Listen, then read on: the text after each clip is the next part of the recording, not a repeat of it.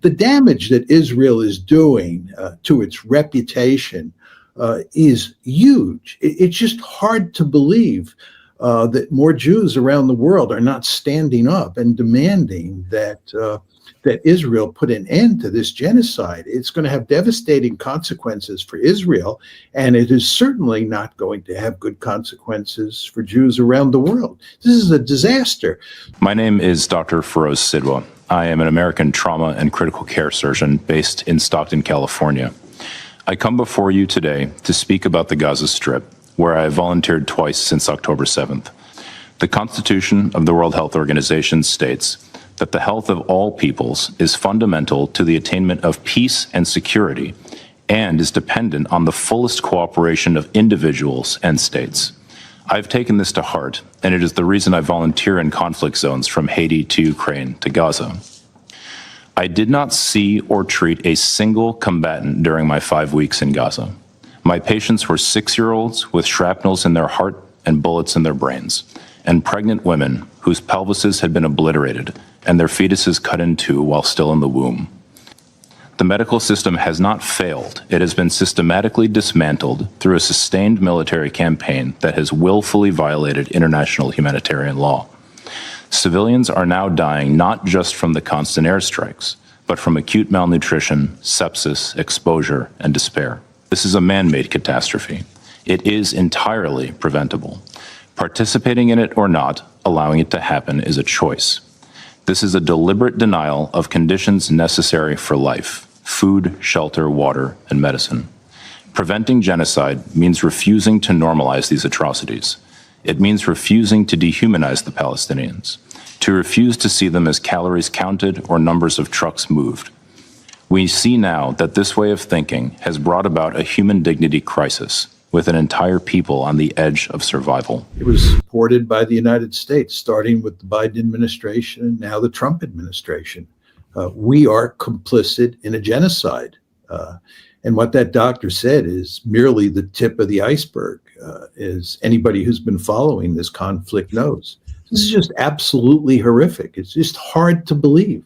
It's hard to believe that we haven't stopped it. It's even harder to believe that we're involved in executing it.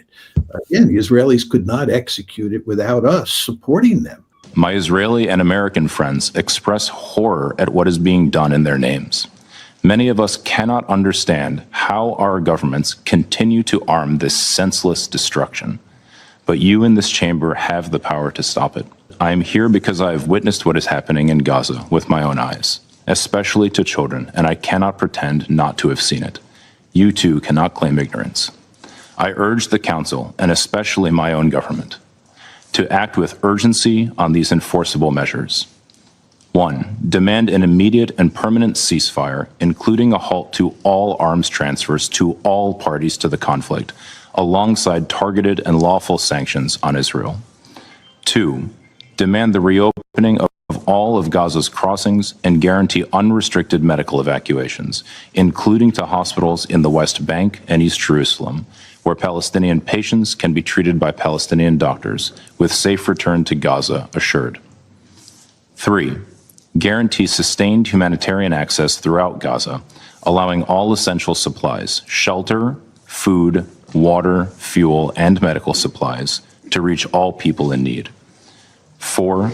Strongly and explicitly reject the weaponization and politicization of aid embodied by the Gaza Humanitarian Foundation, whose executive director, a veteran of the U.S. Marine Corps, publicly resigned on Sunday, citing the foundation's lack of adherence to humanitarian principles.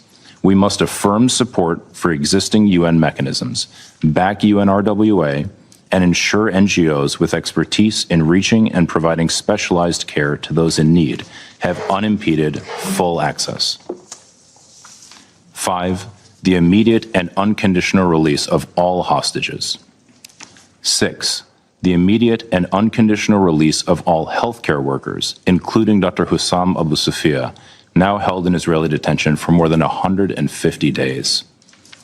And 7. Without delay, uphold the UN Charter and act now to prevent genocide. If this Council remains silent and fails to act now, that record will stand as a testament to a global failure to provide urgent care and to the collapse of our collective conscience. I don't know what to say at this point. I mean, I agree with everything that the doctor said.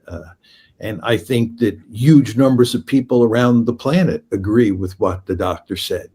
Well, if Trump decided he was going to stop it, he would really have to take off the gloves, and he'd have to go to war against the lobby. And he'd have to be very strategic in terms of winning allies inside the American Jewish community and even outside the American Jewish community, because he'd get a lot of pressure, to put it mildly, from the lobby and from Congress. But there's no question that he could stop it if he wanted to.